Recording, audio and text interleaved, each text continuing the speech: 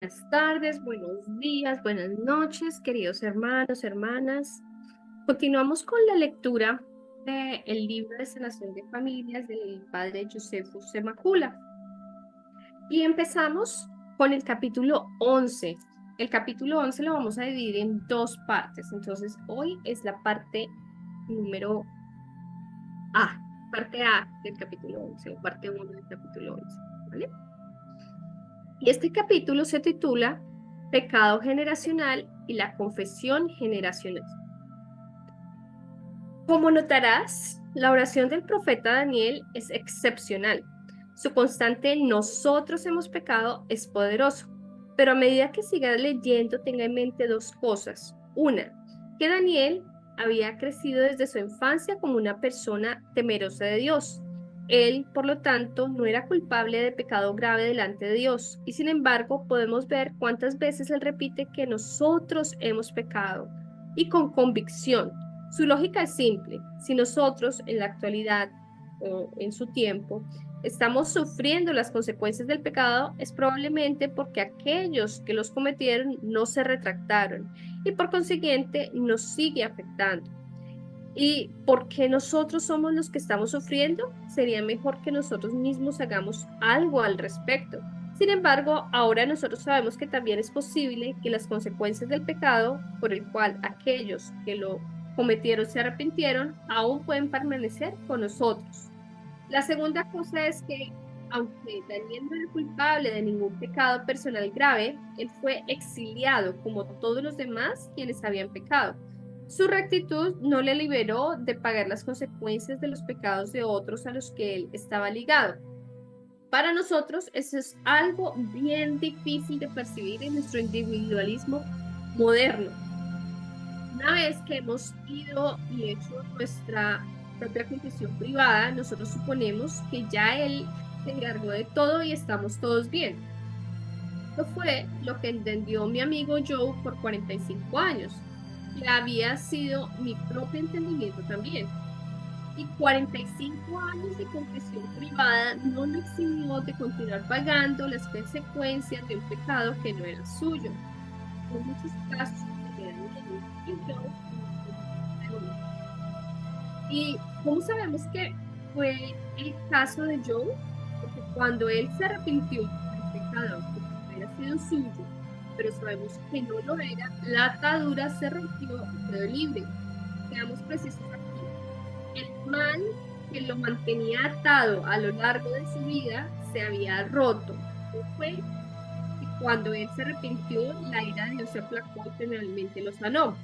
Dios ya le había estado enviando la sanación a Joe por 45 años. Esa es la naturaleza y la gracia de Dios. Él es todo lo relacionado con la vida y en abundancia. Pero Satanás, que todavía tenía derecho sobre esas áreas de la vida de Joe, debido a los acuerdos hechos con él en el pecado de su línea de sangre, estaba imperturbable. Él tenía el derecho de estar allí.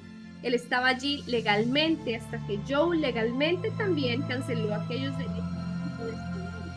Tan pronto como se fue, la gracia de Dios que había estado bajo esta presión y que preveía que llegaran a esas áreas de la vida de Joe por 45 años, finalmente se derramó en su vida. Es simplemente una ecuación matemática. La gracia de Dios. Nuestra vida menos Satanás es igual a nuestra vida más Dios. Y cuando la vida abundante es, es la gracia, se derrama, adivina qué pasa. Pero este derramamiento no viola la regla del libre albedrío que Dios estableció. No está siendo Dios intruso por su derramamiento. ¿No tengo que invitar a Dios a entrar incluso después de eliminar a Satanás? No, la regla no es violada por Dios. En la oración, en realidad, nosotros invitamos al Espíritu Santo, pero por el derramamiento nosotros nos referimos al hecho de que Dios está siempre bendiciendo, porque esa es su naturaleza hacia nosotros. Su gracia es algo que trata de entrar en nuestras vidas, aunque Él tenga que esperar a que nosotros limpiemos y le hagamos un lugar. Él nos hizo, Él sabe que necesitamos esto. Nosotros no podemos vivir de otra manera. Él es el Dios que sabe lo que necesitamos, incluso antes de que se lo pidamos, porque nosotros venimos de Él. Y por lo tanto, cuando empezamos a trabajar en la limpieza de nuestra casa, Él sabe nuestra intención. Él siempre espera por nosotros para que hagamos exactamente eso. Él gimió cuando vio que las cosas malas que venían a nuestro encuentro, porque aún el mal tenía derechos en nuestras áreas de nuestra vida. Y él está muy entusiasmado con la alegría de que finalmente nosotros entendimos y estamos empezando a usar nuestro poder de libre albedrío en su favor. Y nosotros estamos haciendo todas estas cosas para hacerle espacio, para que él venga y entre. ¿Cree usted que tan pronto como se limpia para él tendrá la paciencia de volvernos a preguntar si nosotros queremos que él entre? Él sabía nuestra intención desde el principio. Él ha estado esperando eso desde hace mucho tiempo. Él desea tanto que tengamos esta vida y por lo tanto nos derrama su gracia. El arrepentimiento fue necesario, no porque Dios lo exija, sino porque es la única manera que se modifica el pecado y por lo tanto se desplaza a Satanás, que solo entra a través del pecado. Satanás no puede entrar o estar presente en nuestras vidas para causar la destrucción de la vida. Lo único que sabe hacer si no hay una u otra forma de pecado. El pecado es el único punto de acceso de Satanás en nuestras vidas. Recuerde su primer acceso en Génesis 3. Nuestro deber y responsabilidad en la ecuación de la vida de Dios en nosotros es solo cuidarnos en esta parte de Satanás.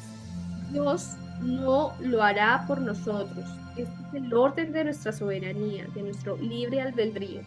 Pero una vez que lo hacemos, Dios está siempre fiel. Hace su parte. En el análisis final, tú realmente entiendes que la sanación no es un milagro, sino simplemente lo que Dios está haciendo siempre. Él siempre ha enviado y siempre enviará su gracia sobre nosotros. Vuestro Padre sabe lo que necesitáis que nosotros le pidáis.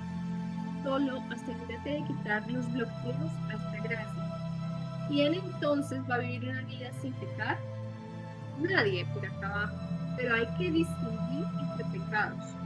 Es por eso que Juan en su primera carta y la enseñanza de la iglesia, después de él, hace una distinción entre pecados.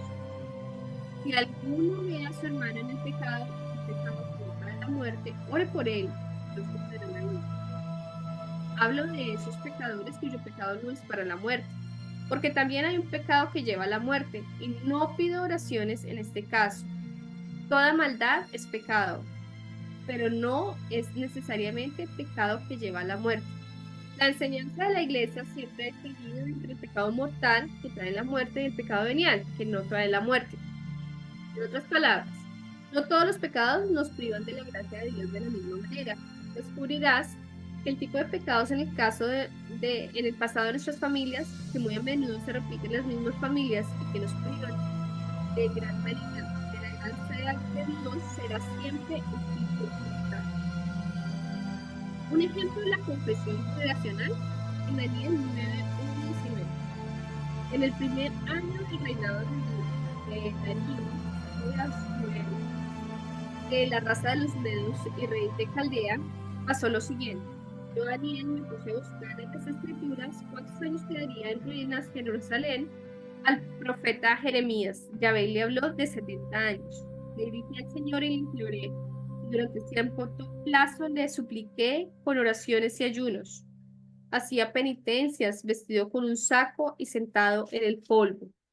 Rogué a Yahvé mi Dios y le hice esta confesión: Señor, Dios grande y temible, que guardas la alianza y el amor a los que te aman y observan tus mandamientos.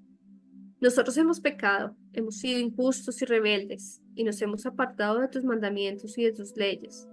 No escuchamos a tus siervos los profetas, que en nombre tuyo hablaban a nuestros reyes, a nuestros jefes, a nuestros padres y a todo el pueblo del país.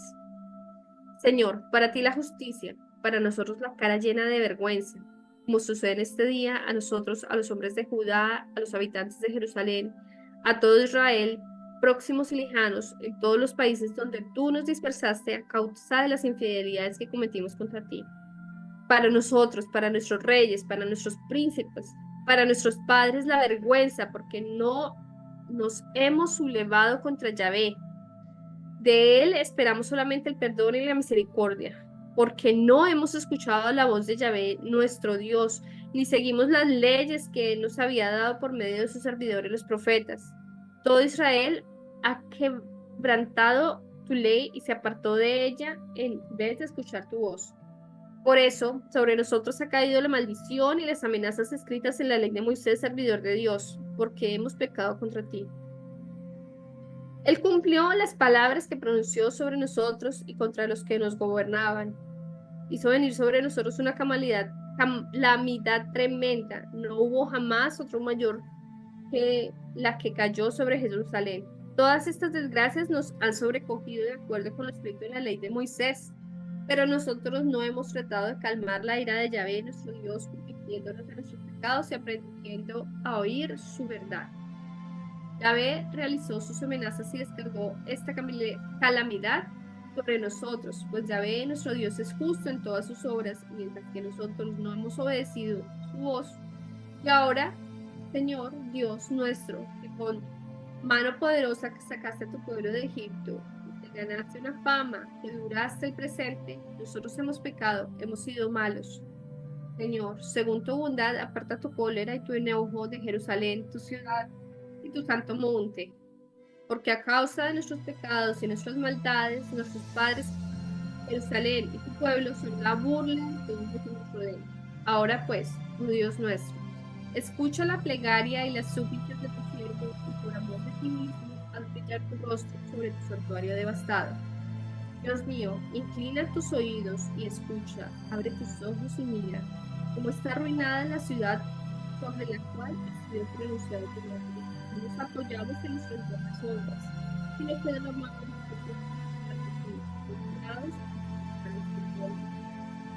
Señor, escucha, obra, Dios mío, no tardes más, por amor de ti mismo, ya que tu nombre ha sido invocado sobre tu ciudad y tu pueblo.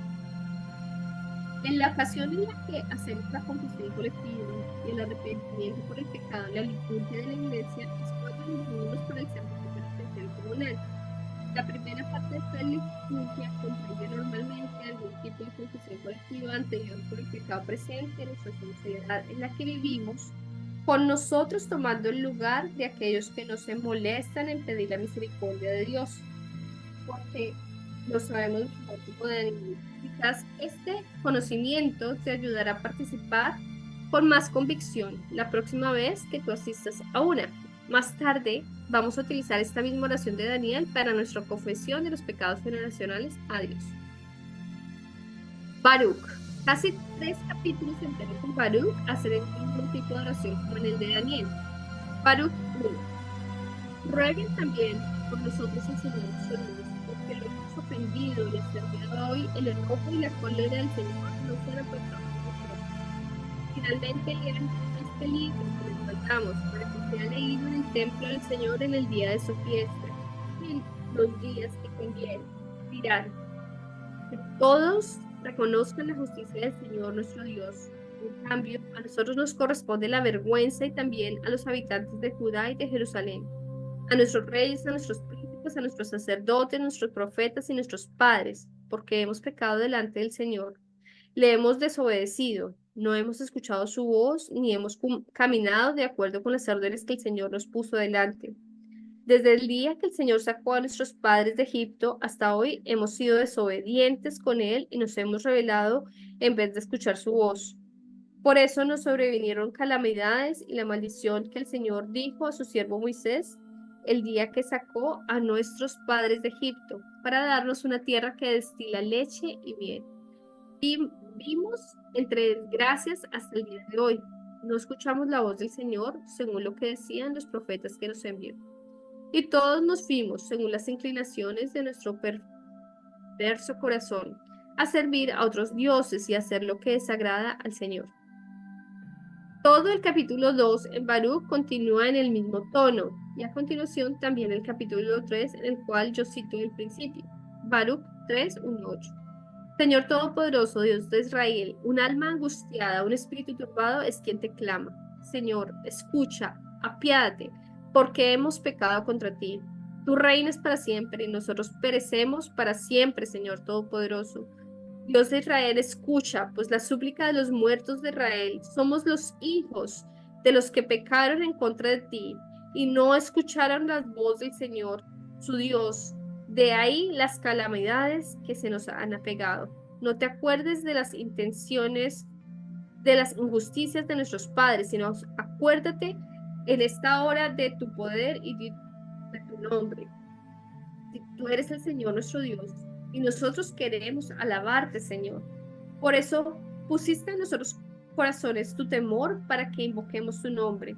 Queremos alabarte de nuestro destierro, ya que hemos alejado de nuestro corazón toda la malicia de nuestros padres que pecamos delante de ti. Aquí estamos todavía hoy en este destierro en que nos despedaste para ser despreciados, maldecidos y condenados, después de todas las faltas de nuestros padres que se alejaron de nuestro Señor.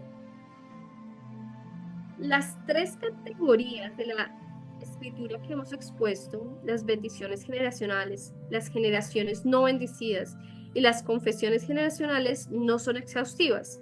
Yo todavía encuentro más en mis lecturas bíblicas diarias de vez en cuando.